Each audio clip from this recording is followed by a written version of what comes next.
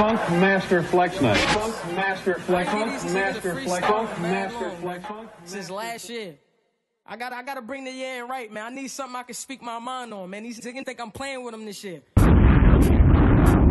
Yes. I hope I got the festivities right. I don't even know if that's the right word. But when did this happen? Was it Thursday night? So I think New York City, because I want to get everything right. I think Complex had first reported that Drake had said F-97, but that's wrong. Yeah, that was not what was said. So then when the audio came out, I think it's that he says Hot 97 is lying.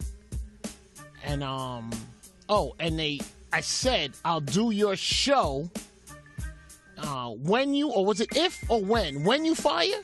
I want to know that right. You have it? Oh man. They telling lies on Hot 97, that's how it goes. I told them fire Funk Flex and then I'll come and do your show. Okay. Plus me and Kanye, we just left out the studio. My first night in the garden, I'm feeling like D-Roll. Got it. Okay. So, now I understand. So he said when you fire, not if, but when. Okay. So I want to touch on this a little bit. So I know that him and Ebro had a lax, joking conversation about maybe the Joe Budden situation and about if Eminem was to step into it. But Drake is saying he didn't say that. Just like he didn't say the stuff with that magazine about Hove, right? Okay. I just want to make sure that that's what happened. All right. Now, in his being terrified of possibly Eminem taking him serious and firing on him, I don't know if that panicked him. But let me tell you something, New York.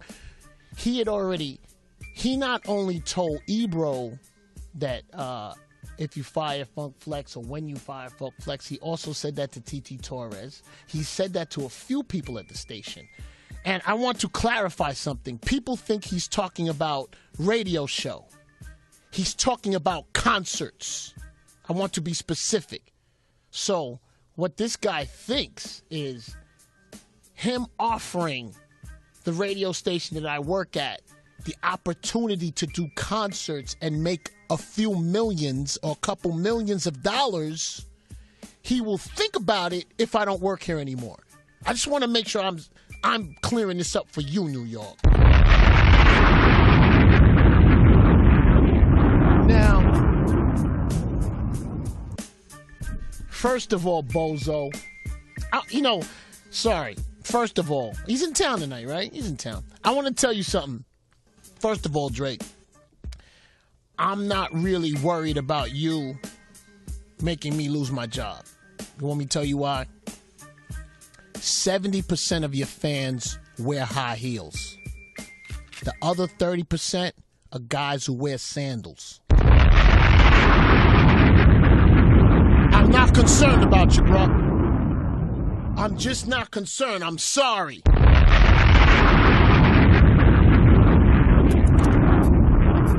Okay, that's number one. I got a new sound I'm working with tonight, too. Oh! Drake, you wouldn't know what that sound is. You ain't close enough to the street to know what that sound is. All right. So, in that process, New York, so you know, he has thrown that out there. I guess they're trying to get me out the building. I don't know why, but you know what? I know why. So, I voiced my opinion. Was it last year? I don't know. Was it last year? Last year I voiced my opinion about the Meek situation, the reference tracks, and everything else. You know, just like other people have their opinion, but I have a strong opinion about that. And I want to tell you why there's a strong opinion on that, because I have another story to tell. You know, sports, music, freestyling, you know, I don't know, whatever you want to say. The rap game, I don't know if you know this, but everything is built on top 5. And that's being in the top 5. I should know, because I'm in the top 5. So I know what the top 5 feels like. And I'm still in it. Moving right along. Wait a minute. Oh. Okay, so we are not concerned with the reference tracks. We're not concerned with. He's a great entertainer. He makes great music, and he sells a lot of music. And we can never take that away from him. We shouldn't. You know what I mean? I am a very big fan of his music. I think he makes great music. He puts on great shows, and there's nothing wrong with that. And I want to explain to you about something. I know that in the game today it's a little different, and it's cool that, you know, you don't base a lot of your things on lyrics and writing lyrics, or if you write them or not. And in actuality, to be an entertainer, successful, and to sell music, it doesn't matter. But in the top 5, it matters. And the top 5 is a very important category. And it's a very important category he's trying to hold on to, which is why he's going this far with everything. So, to explain that to you better, you have a lot of artists right now. You have Kendrick Lamar, you have J. Cole, you have a lot of lyricists, right? If you have help on your music and on your bars to compete for that top 5 movement, that is an issue. To me, it's not an issue whether I want to buy a ticket to his concert. I'll always buy a ticket to his concert. I'll always want to go. Listen to his records? Absolutely. Dance to him, play him in the club? Absolutely. We are talking top 5. And that's where the problem comes in. Now, I want to go back to the Meek situation a little bit, because I'm going to tell you why he wants me fired. So, I know no one has really wondered why the reference tracks even came about. So, I'm going to paint a picture for you. He's asked to do a guest appearance on Meek's album, right? Okay. He does the verse. But in listening to the verse, everybody's wondering in Meek's camp if he's going at him. You know, or are you subliming me on my own song? Okay? That's what's wondered. I mean, you know, there's little references in there, right? Like to kind of like he could be talking about Nicki, he couldn't, right? Now, New York, Jersey, Connecticut, you listen to the story and you listen to it good. Okay? So, in doing that, he then gets pressed like a hashtag on the verse. This is before we hear anything or see anything. And I'm going to say his people that aren't his people anymore. At the time, they were his people. All right? So, he lays the verse on the song. He gets pressed and questioned, his team. They punk panic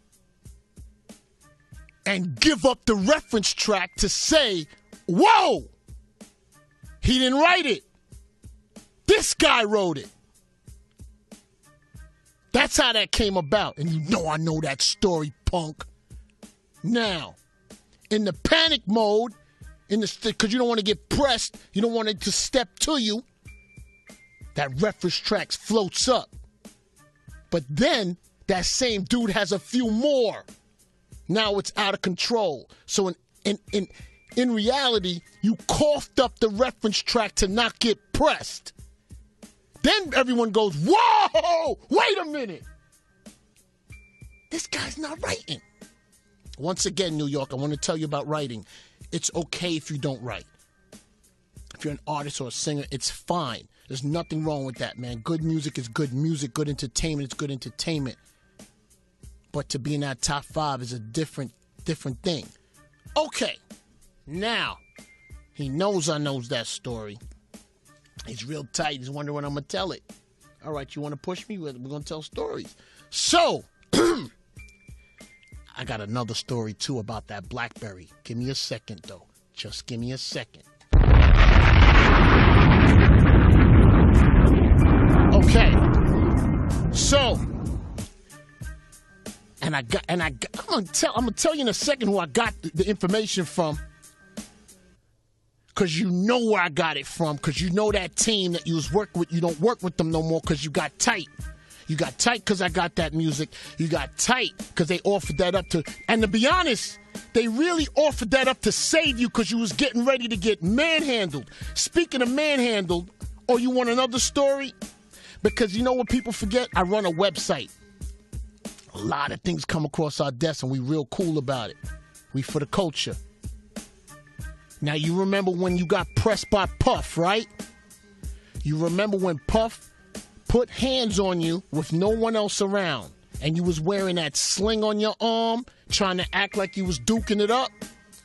Let me tell you why you was wearing that sling, bozo. You was wearing that sling because when Puff started wearing you out, the security guard panicked, yanked your arm almost out the socket, and put you in that SUV. Do you remember that, bozo?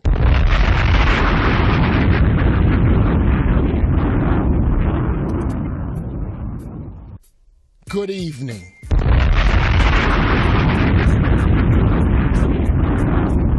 Don't you ever listen to me, because I got more stories to tell, because I didn't get to the BlackBerry yet. Don't you come to my city and try to play me. You know why? You ain't strong enough to get me fired. There ain't no rapper in this city strong enough to get me fired. Because this goes back to something I always told you, New York. You keep yourself hot. You keep your ear to the street. You grind. Nobody can take that from you. You the biggest rapper in the world, and you can't get me off this station.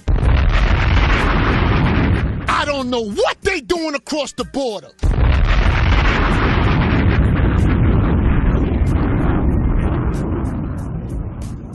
And at your concert tonight, look around that crowd. Look at it. Keep looking at that crowd. When you go to that after party, look at that crowd. 70% high heels. The other 30% are men with sandals. I want you to look. Oh, and I know you haven't mentioned this yet, so let me mention it. Drizzy,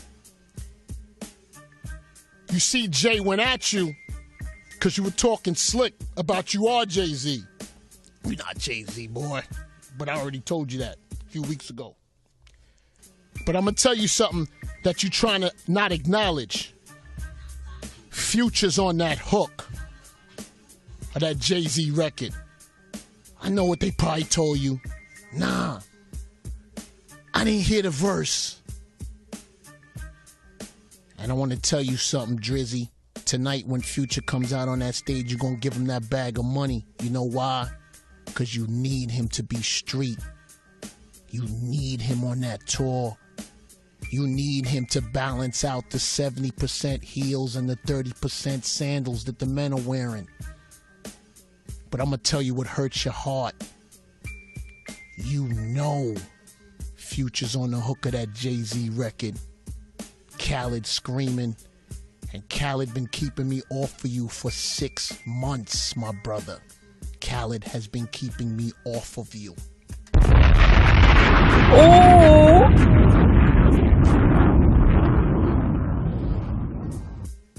I mean, this is what he wanted, right? You think they're gonna fire me now? Huh? Sandal Man? Yo, that what they're gonna call him, Sandal Man? Sandals. He looked like he should just always wear sandals. He looks like he should have a brand of sandals, right? Sandals. You look like he should be wearing. He doesn't look like he should always wear sandals? He was in the French. He had sandals on? I didn't even know. Yo, listen, I don't care how. Listen, I know French Montana's hot. That doesn't help you, bruh. All right. You wanna get rid of me? I mean, Buttons is out here. You know, he's talking to you. I don't know if you noticed that. Now let me tell a story about that BlackBerry. Okay, bingo. Tell you a story, New York. What's the guy from Apple? Zane Lowe. Okay, I want to make sure I got all this right. Let me take this Who Shot You back to the beginning. All right. So, another story. Which I don't understand why this is happening, but it's happening. Top 97 Funk Flex. I'm gonna tell you about that freestyle. Because I want to make sure we get. I've never commented on that freestyle. I've never talked about it in New York. I never have. But a lot of it came into play as I figured it out. Okay. I don't remember if it was Drake and his people or some of his peoples, but they came to Hot 97. I think it was during. I hear something. Okay. I think it was during. Okay, we're good. They came to the station the day I did that freestyle. And I want to tell you something, New York. In actuality, right?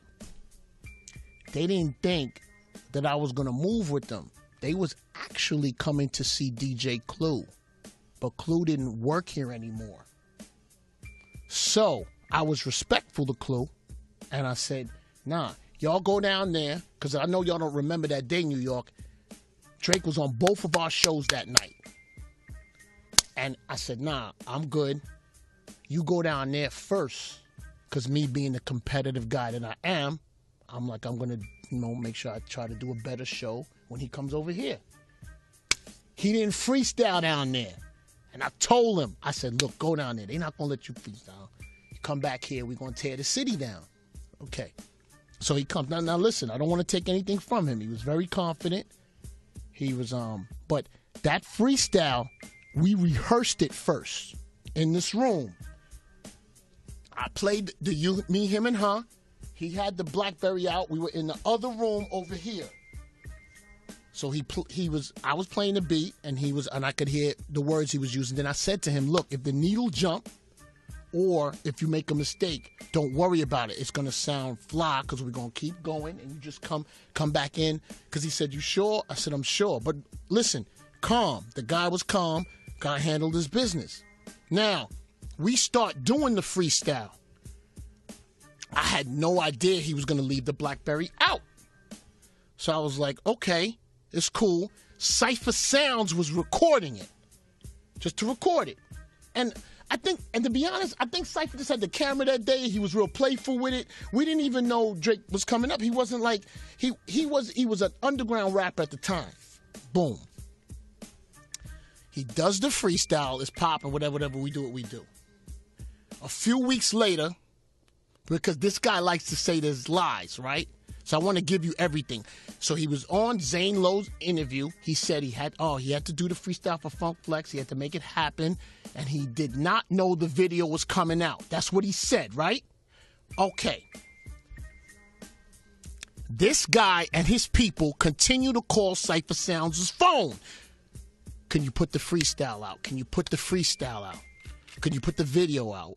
And Cypher came to me. I said, nah, bro, we're not putting the video out. That's going to make him look bad. It's not a big deal. Let's just go with the audio. And video wasn't a big deal at the time. Him and his people keep calling and keep asking. Days go by, weeks go by. I put the video out. Cypher just keeps head beating. Cypher, then do what you want to do. Put the video out.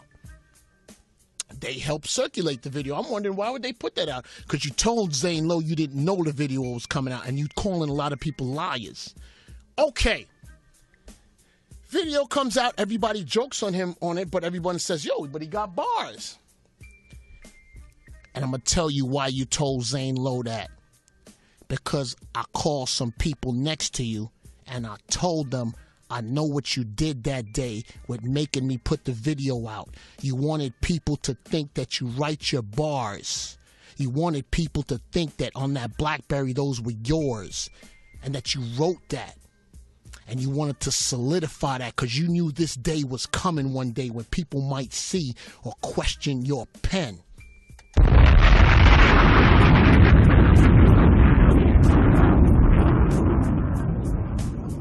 Now, bruh, I see through you.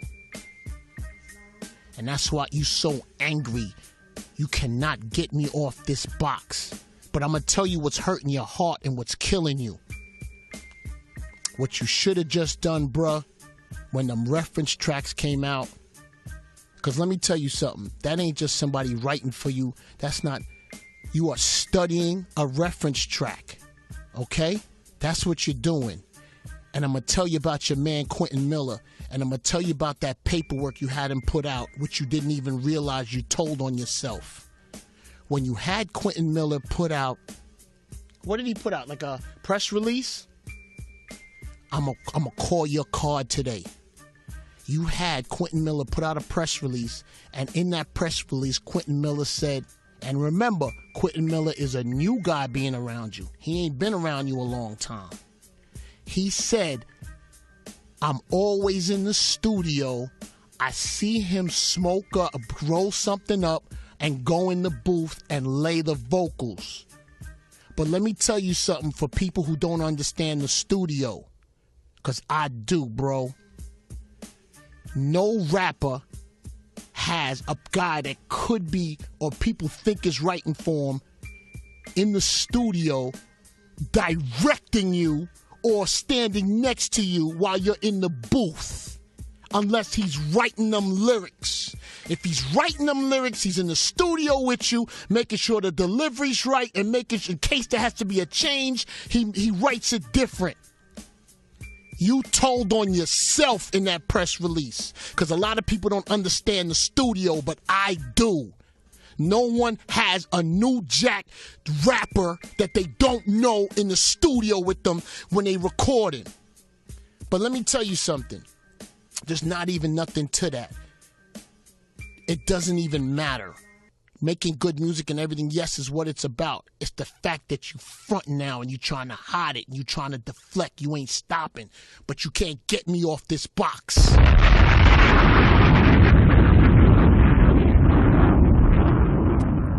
You cannot get me off this radio. You hear me, bruh? Of course you want me off. Of course you don't want me on this radio. You don't like when I tell these stories. You don't like it. And let me tell you something, Drizzy. You know what you should have just done, bruh? Reference Tracks came. You should have just said, bruh, I got a couple people who will help me with a couple things and keep it moving. It don't change you. It don't change you, bro. Now, should you be in top 5? I don't believe that you should. And I don't think, please don't take it as disrespect. I mean, there's Hove, there's Big, there's Nas, there's Kendrick, there's J. Cole.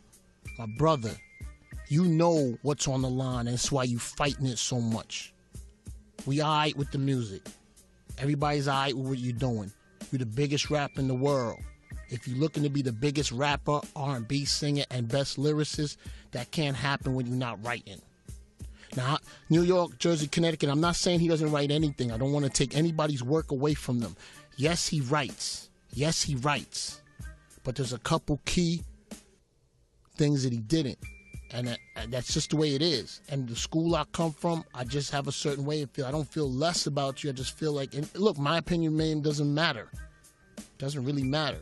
But it's just the way I feel. So I was adamant about, I don't even know if that's the right word, but I was pressing the Reference Tracks, yes. Because, you know, the music, the hip hop, you know, that's important. I got something that touches the heart for me with that. And if I felt like it wasn't being respected, yeah, you know, I'm going to say something. It's just my opinion. But boy, you can't get me off this box. I'm too hot. Now I want you to do something tonight. I want you to have a good time in your little concert with the 80% high heels. Sorry, I said 70% high heels. And the other guys with the sandals is going to be great. They're going to have a lot of energy. Your after party is going to be the same thing. Happy, happy, happy. But don't worry. Leave the hardcore bars to other people. Everybody's good. Stop talking about me. I could do this every night. Now, this is what we're going to do. I'm going to go to my Serato. I'm going to get one of your nice, clean, soft, mushy R&B records, and we're going to play it. Because let me tell you something. My boss can't tell me to play your records. No boss can tell me to play them. I play them because the people enjoy them. And I enjoy them as well. I'm about the music. That's first of all. So when people, all right, brah? So let me, because I know it's going to be hard throwing on your R&B after this. Who shot you? I got a few more stories to tell, brah.